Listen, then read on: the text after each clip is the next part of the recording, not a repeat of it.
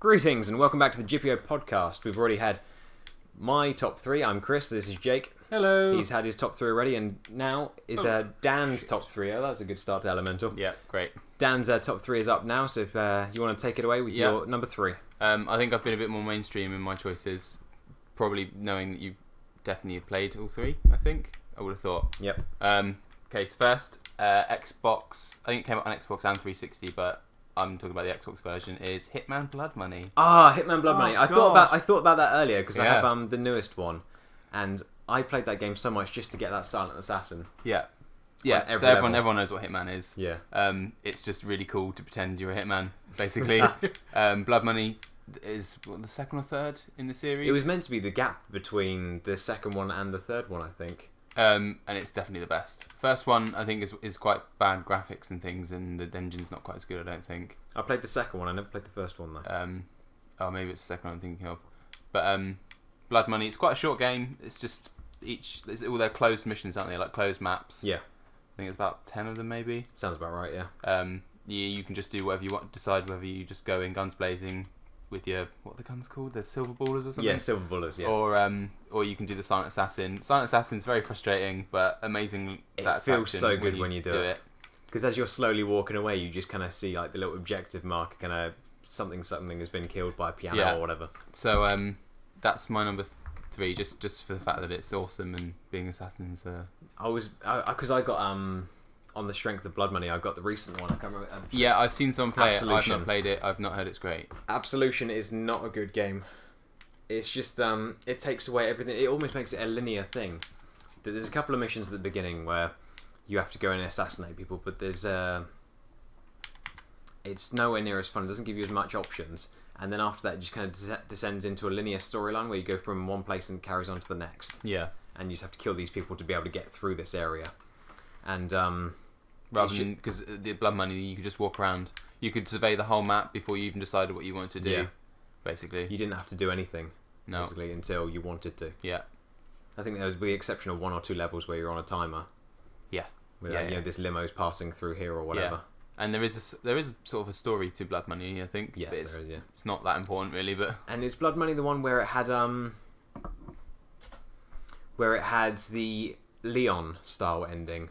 The funeral. The apartment. Because I think there's two endings to Blood Money. There was one where I think I might not have played that one. I might not have got that ending. Well, because I think what happens is that it starts off you're in the apartment. You've been shot at the beginning. Yeah. And it goes all the way through, and then at the end, the last level is you escaping from your apartment with the SWAT team breaking in. And Yeah. And then over the credits, if it's you watch the credits, it's the funeral. You like come back to life and Yeah. unleash hell. Yeah. Okay, so that's my number three, technically. Obviously, the honorable mention was going to be Sega GT, but Jake took that. Jake didn't take to that. So I took Final Fantasy from him. He took Sega from you. Yeah. So my number two is Gears of War. Gears of War. Okay. Yep. It was the first game I think we played on the 360. Yes. I bought a 360 after playing Gears of War at your house. Yeah. After you just got a 360, I think. Yeah, that was the first game that I got with that. Yeah. I think the bundle I got, it just came. It was 2006. So that's what came with that game. It's the first game that I actually felt almost like in awe at graphics. There's that one bit I think at the beginning with all the pillars and like the graveyard going up to the broken cathedral. Yeah, I think it is, and you just when you realise that games can do that. Yeah, I mean obviously it's if you go back to it now, it's just pretty average. It's still good. Yeah, but it's nothing compared to some of the newer games. But so really it's more of a nostalgic kind of first proper shoot 'em game that I really like. With a chainsaw in it. Yeah. And the story is quite good. I mean, and then the trilogy itself, there's only three, isn't there? Yeah, that was the problem. Are they making another game now? Yeah, probably. It's too big a franchise for them not to. But it was annoying because I think they made that one game and then Cliff Basinski, I think his name was, afterwards like, no, we always planned it to be a trilogy. Like, no, you didn't. It didn't feel like a trilogy. No. Second one was okay. Third one I haven't actually played all the way through because I didn't end up buying it. I think I played it cart with someone and just fizzled out. The only thing that lasted for me in the third one was the horde mode because that was pretty good. That brings me on to multiplayer. Obviously, the first one it was such a different multiplayer to any other multiplayer I'd done before. It was a lot slower than things like COD and things like that. They're a bit more mental, and you got to be thinking about it more because you only get one life. Yeah, you only get one chance basically, and it makes you become a better player. You can get bash shotgunned by a noob. Yeah. So obviously we did quite a lot of. What was that? I'm sorry, I'm not going to let that fly. What bash was that? shotgun by a noob. Yeah. Well, obviously the bash shotgun was a glitch in the first game that they. Got Oh rid no, of. I completely understand. Yeah, but I'm just mean the way he said that. Bash shotgun I'm by not. a noob. I'm not going to let him get away with that without someone saying something. Yeah. So I think that's kind of all we need to say really on Gears of War. I mean, we've spent a lot of time doing the multiplayer, and then obviously the third one with the Horde mode, which is really good for linking up with some friends and just going through the missions. I recently took that up again with my friend Rich and been teaching him about it. It seems weird because the first 20 levels, he just charges straight in holding the B button to chainsaw stuff and just dies consistently. And then when it hits like wave 21, he gets amazing at that game. And then that kind of waves 21 through 50, he's just like, right, where do you need me? Where do you need me? He's like, right, stand behind me, cover. He's like, oh, okay, I've got your back. Yeah, you can really get into games like that, especially if you're playing it like co-op with a headset or something with someone you actually know. Yeah, things like that. So that's my second game. Third game, I think you obviously all guessed, was going to be Mass Effect. Yeah. the trilogy we're saying, are we? Trilogy, but I'm going to weight it. Second being the best. Second being, okay. Then third, then the first. First, because I think if you actually replay it now, it's quite boring.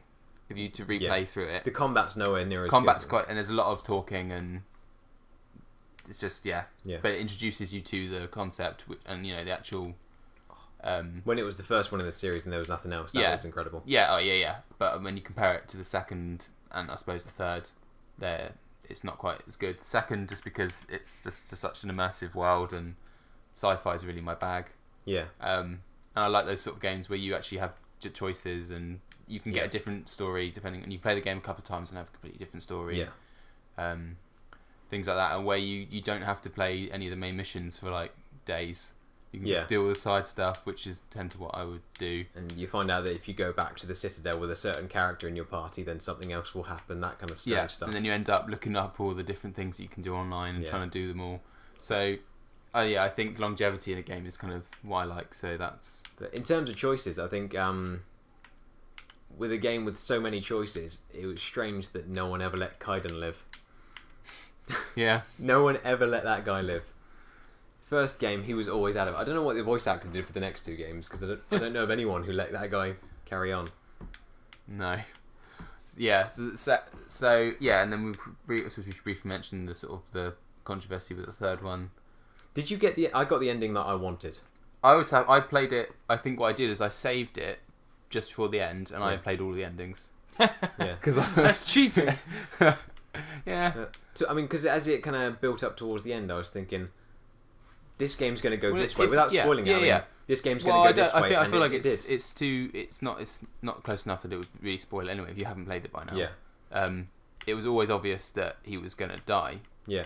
Through all the games, it's sort of, and this isn't me saying this. This is a quote I read.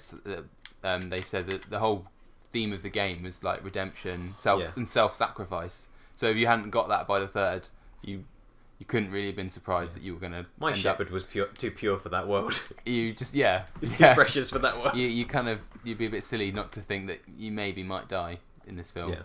In this film, sorry, game. I think there was one way to keep him alive, though, wasn't there? There's one cutscene, I think, depending on one ending, where you think he's dead, and there's like one of those classic cliche hand twitches. Yeah.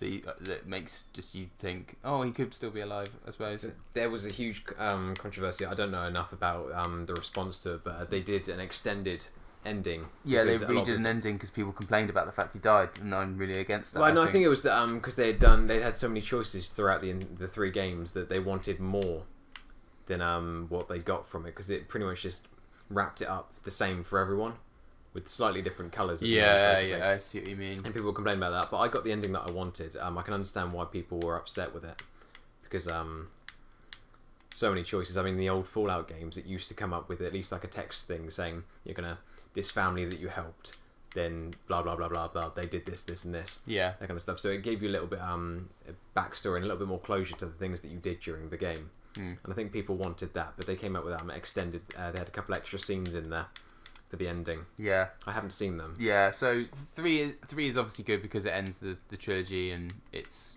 just as good gameplay wise as the second. It's basically the same if you add extras, I suppose. But I still prefer the second one. I think. It's just more sort of. I don't know. The second in a series is always because you always know there's going to be a third, so you don't put as much pressure on it to be as good. So the Empire Strikes Back of it is Yeah. And the multiplayer. The only thing that I didn't like about the third is obviously the fact that you kind of had to do multiplayer to survive the end mission of the normal campaign. Basically, they went hard at that for the first couple of months, then it died off really quickly. They had every weekend they'd have a challenge and things. Yeah, like because I remember that. you were really into the multiplayer. Yeah, not me, not so much. I found it a bit repetitive, but sort of quite fun. And Jake hasn't said anything for a while because he's really concentrating. I'm really gonna cry. But you've played Mass Effect, haven't you? Only for a very little bit. I didn't complete a game. I think I only made a character and played a few levels. Okay. I didn't get in on it really. I found the first game only got. I mean, I played through the first game and I thought the story was really good, and it only got really good gameplay wise when I put it up to hard, and then the one above that, because suddenly I had to be thinking about what I was doing. On easy and normal, it's just. You don't even need to be there for it. You just kind of select the dialogue options and then the combat pretty much plays itself out. But that game is a lot better when it's played on harder difficulties. The one thing that I didn't like about the third one, it ties into the multiplayer as well. So at the end of the game, it does all this stuff and it says, buy the DLC for more Shepard's adventures. And it's like, well, that's kind of a bit cheap because I got my perfect ending. Everything kind of, those 3 games are wrapped up. Especially now. if your Shepard character dies. Yeah, and now it's selling me stuff, and then there's it's not so much a pay to win thing, but there's that like the bumper sticker pack for the multiplayer. You can buy weapons and characters and things like that. Well, I think it's because they tried to monetize their campaign version because two didn't have. That's the first one with multiplayer, wasn't it? So I think they were just jumping on the multiplayer bandwagon, really. I did enjoy it, but it just didn't have, I jumped on the game about 3 months ago, actually, and there were still people playing. I got into a game in a couple of minutes, and it's still pretty fun. But it just didn't have the lifespan they were hoping for, I think. No. Well, it's already just gone now, isn't it, really? Yeah. And then... Oh, I've forgotten my honourable mention. We talked about it earlier. Off air. Oh, really? Oh, it's gone. Do you remember what console it was on? No. Probably 360. Oh, yes. Force Unleashed. Force Unleashed, yeah. Force Unleashed, because you said Battlefield, yeah, which is also... Battlefront. Battlefront, sorry. Battlefront, yeah. Which is a bit more of a nostalgia game for us, just playing it and chilling out. But Force Unleashed, the first one, is probably my honourable mention. I think have you played it? I played it. It's just cool to be a Jedi, basically. I played it around Josh's house, but I agree. But it's cool to be a Jedi for a couple of levels. Yeah. And then after a while, it got very much just button mashy. Yeah, it is. There's a couple of cool bits where when you're pulling the Imperial cruiser out of the down sky, which is really hard. Yeah. But yeah, that's my honourable mention. I can't think of any off the top of my head. So just recapping quickly, we've got number 3 was Blood Money. Blood Money, Hitman Blood Money. Blood Money, and then Gears of War. Yep. First one. Yes. And then Mass Effect, and I suppose the whole franchise as a trilogy. As a trilogy, yeah. Mainly 2 though. Mainly 2, yeah. Yep. Okay, right. That's Dan's list. We've got links to the descriptions for mine and Jake's list if you want to check them out. We've been Gypie Gaming, and thank you very much for listening. Cheers. Bye. This game is fucking stupid. I can't fucking play it. Oh, it's killing me.